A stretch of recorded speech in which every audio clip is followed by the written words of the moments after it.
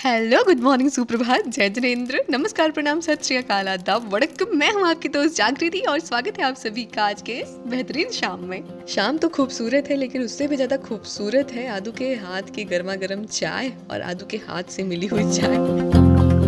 दोस्तों, महाभारत के अंदर का किस्सा है बड़ा ही रोचक। जब द्रौपदी का स्वयंवर चल रहा था, सभी राजा महाराजा उस स्वयंवर में उपस्थित थे। स्वयंवर का शर्त था, धनुष उठानी है, प्रत्यंचा चढ़ानी है, मछली की आंख को भेदना है, वो भी जल में उसकी छवि को देखकर।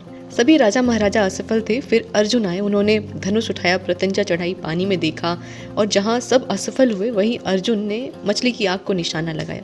लेकिन क्यों? क्योंकि कहा जाता है कि अर्जुन अपने लक्ष्य के लिए एकदम पक्के थे। जिस पल में अर्जुन मछली की आंख में निशाना लगा रहे थे, उस पल में वो बिल्कुल भी नहीं सोच रहे थे कि मेरा द्रौपदी से विवाह हो जाएगा।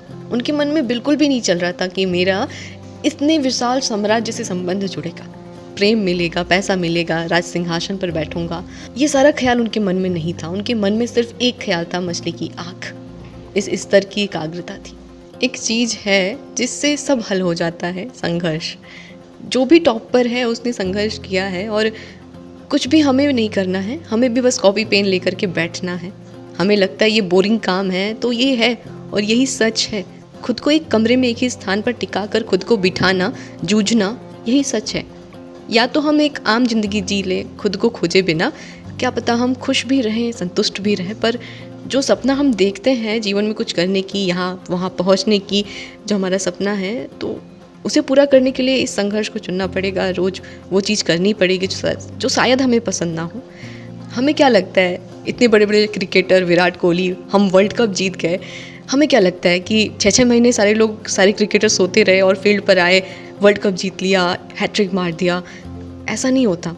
वो रोज़ नेट प्रैक्टिस कर रहे हैं। ऐसा करके उन्हें मज़ा भी नहीं आ रहा। गर्मी में पसीना बहा रहे, इतना सब कुछ इक्विपमेंट लगा कर बैटिंग कर रहे हैं, 6-6 घंटा दिन भर बॉल मारे जा रहे हैं। ऐसा करने का उनका भी मन नहीं करता। विराट कोहली ने अपने एक इंटरव्यू में कहा था कि उन्होंने 4 साल तक अपना फेवरेट खाना भी नहीं खाया था। लेकिन हमें क्या दिखता है? बस उनकी विक्ट्री, उनकी ट्रॉफी, हंसते हुए चेहरे, उसके पीछे का संघर्ष नहीं दिखता। तो यदि हमें वहाँ पहुँचना है जहाँ हमारा सपना है, तो इस बोरिंग काम को, इस संघर्ष को चुनना पड़ेगा। जो शायद हमें पसंद ना हो, उसे पसंद करना पड़ेगा। और कहा भी जाता है ना कि या तो आप वो करो जिससे आपको प्यार है, या तो जो कर रहे हैं उससे प्यार कर लो।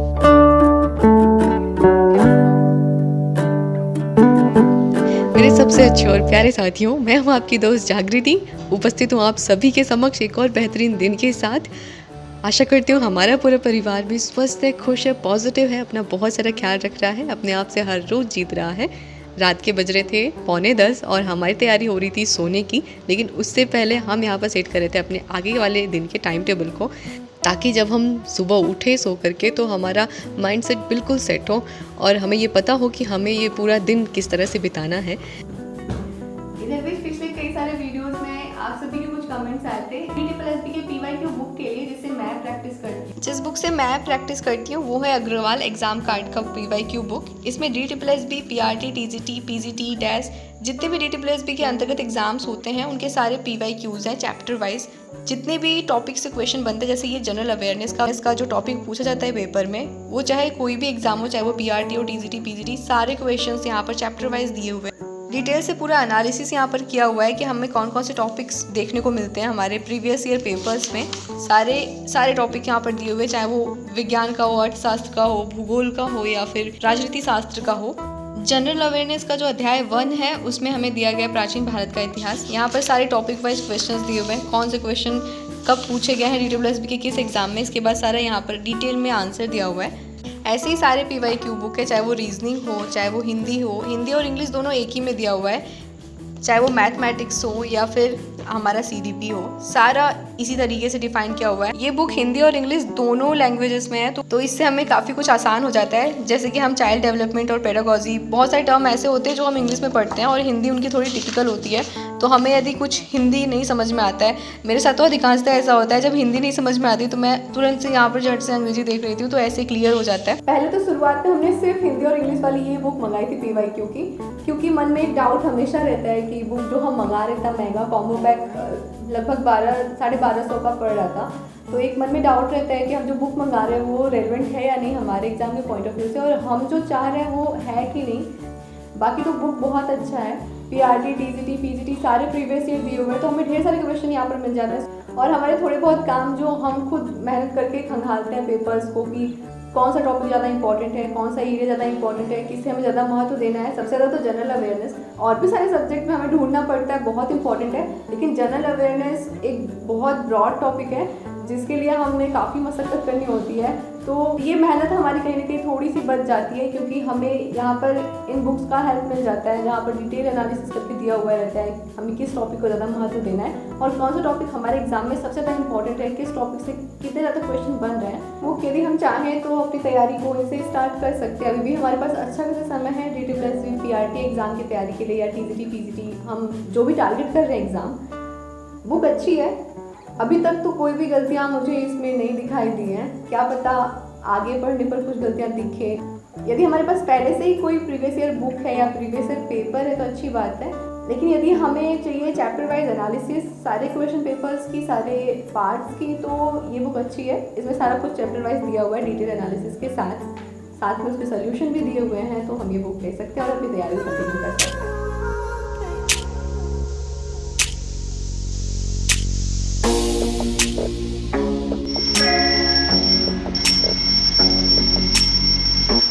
तो रात में सोने से पहले हमने 3 अलार्म लगाया था, एक 2:15, एक 2:30, एक 3 बजे का, और उठते उठते 3 बज ही गया था। और ये है मुझे खुद को उठाने की एक तकनीक जिसे मैंने खुद ही अपने आप डिस्कवर किया है खुद को उठाने के लिए।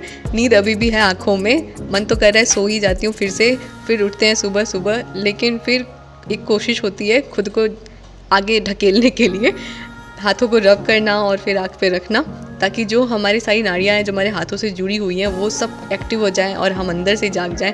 और फिर एक आदत है जो बचपन से ही हमारे स्कूल से शुरू हुई थी, एक वंदना करना, कराग्रे वस्ते लक्ष्मी, कर मध्य सरस्वती, कर मुलेतु गोविंदा, प्रभाते कर दर्शनम। इसका मतलब है वो शक्ति, वो ईश्वर जिन्हें हम मानते हैं, पूजते हैं, उनके आशीर्वाद में रहकर अपने काम को पूरा करना। ग्रैटिट्यूड एक भाव प्रकट करना उस शक्ति के प्रति जिसके कारण हम हैं। बीच में ये सब कुछ मैं भूल गई थी करना, छूट गया था, लेकिन फिर जब बात आती है मन की शांति की, बहुत सारे प्रश्नों के जवाब की, तो फिर हमें जाना पड़ता अपने नींव, अपने बचपन में।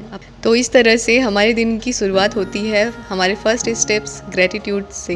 ग्रैटिट्यूड ये नहीं है कि हम किसी के सामने झुक रहे हैं, बल्कि ग्रैटिट्यूड है उन चीज़ों के लिए झुकना जो है हमारे और सिर्फ हमारे पास, क्योंकि वो कईयों के पास नहीं है।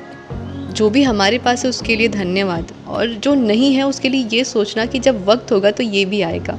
हर बार हर रोज़ जब हम इसे कर रहे होते हैं, यदि हम थैंकफुल हैं उन चीज़ों के लिए जो हमारे पास पहले से है, तो हमें और दिया जाता है। हमारे ईश्वर भगवान जो भी वो शक्ति है ना, वो सब देखती है, और यही प्रकृति का नियम है।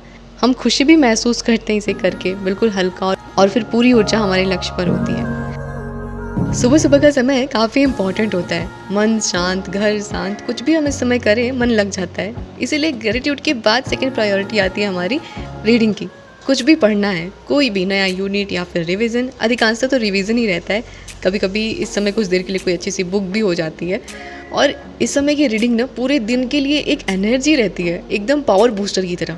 लगता है कि हाँ, दिन की शुरुआत पढ़ाई से हुई है, अब दिन भी बढ़िया जाएगा, बिल्कुल रूटीन सेट हो जाता है। और अब इसी पूरे दिन के रूटीन को बढ़िया तरीके से चलाने के लिए हमें ज़रूरत पड़ती है पॉजिटिव कुछ अफर्मेशंस की।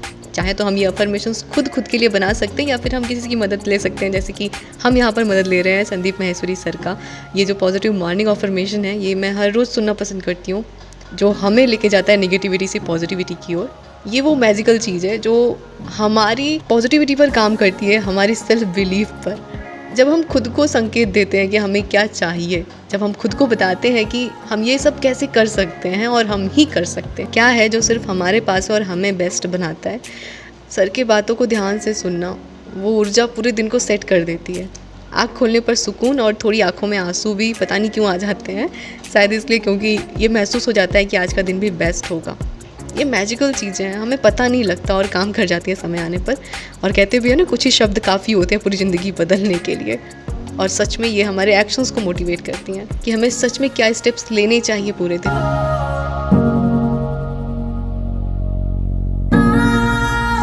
अब हम हमेशा बात करते हैं अपने पढ़ाई की, अपने फोकस की, कंसिस्टेंसी की, मोटिवेशन की, लेकिन सबसे इम्पॉर्टेंट बात जो हम करते ही नहीं है अपने आप की, अपने शरीर की। क्योंकि यदि हम ये सब कुछ लॉन्ग टर्म में चाहते हैं तो सबसे ज़रूरी हो जाता है हम अपने आप को इस ओर लाएं जहाँ हमारे जीवन में शामिल हो कुछ कुछ आसन, एक नियमित व्यायाम जो हमारे शरीर की मदद करे उन सभी कामों में और अड़चन ना बने। हम जो कुछ भी करना चाहते हैं करते हैं, उसमें सबसे बड़ी रुकावट होती है हमारा शरीर, हमारा मन। हमारा शरीर जिसे हमारी मदद करनी चाहिए, हमारा मन, वही हमारी सबसे बड़ी रुकावट होती है, सिर्फ इसलिए क्योंकि शायद हम इसे अच्छे से नहीं रख पाते। इसीलिए डेली योगा, मेडिटेशन, कुछ एक्सरसाइज जो भी हम फॉलो करते हैं उसका मतलब है खुद को अपने हाथ में लेना, अपने मन को अपने हाथ में लेना। हमारा मन भटकता है, लेकिन यदि हम चाहें तो अपने शरीर पर काम करके इसे बेहतर कर सकते हैं। और इसलिए हमें शामिल करना चाहिए अपने हर रोज़ के रूटीन में कुछ योगा पोजेस, कुछ एक्सरसाइज के स्टेप्स और मेडिटेशन, ताकि हम इस पर काम कर पाए कि मैं क्या कर रही हूँ और मेरा मन मुझे क्या राय दे रहा है, इस पर हम नज़र रख पाएँ। सबसे ज्यादा महंगाई वेनेजुएला। तो अभी बज चुके थे 6:30 और अपने कमरे से निकल करके अब हमें चलना था छत पर किचन के सारे काम करने। और आदू यहाँ पर खान सर का वीडियो देख रही थी। आजकल आदू खान सर से वर्ल्ड मैप पढ़ रही है। तो हम आ गए थे अब किचन में आगे काम करने, और वे थे मेरे सारे सुबह के स्टेप्स जिन्हें हर रोज़ मैं फॉलो करने की कोशिश करती हूँ, और फिर किचन के सारे काम स्टार्ट होते हैं। ऐसा नहीं है कि मेरा हर रोज़ फॉलो हो जाता है, मैं भी इनकंसिस्टेंट हो जाती हूँ। ऐसा नहीं है कि मैं बिल्कुल कंसिस्टेंट हूँ, लेकिन मैं रुकती नहीं हूँ। ठीक है, हम इंसान हैं, हमें ब्रेक चाहिए, 1-2 दिन चलता है, लेकिन खुद को नेगेटिविटी से नहीं घेरने देना है कि हमसे कुछ नहीं होगा, हमने तो बीच में ही छोड़ दिया। नहीं, बीच में छोड़ दिया तो क्या, फिर से हम कल से स्टार्ट कर देंगे जिस तरह से पहले स्टार्ट किया था। ये सोच हमें अपने आप के लिए रखना है, खुद को माफ़ करना है, खुद से प्यार करना है। गलतियाँ सबसे होती हैं, सब इनकंसिस्टेंट होते हैं, लेकिन हारता वही है जो रुक जाता है। बाकी चलिए चलते हैं कोचिंग। मिलते हैं अगले वीडियो व्लॉग में कुछ नई बातों के साथ, एक और नए सफ़र के साथ। तब तक के लिए अपना बहुत ज़्यादा ख्याल रखिएगा।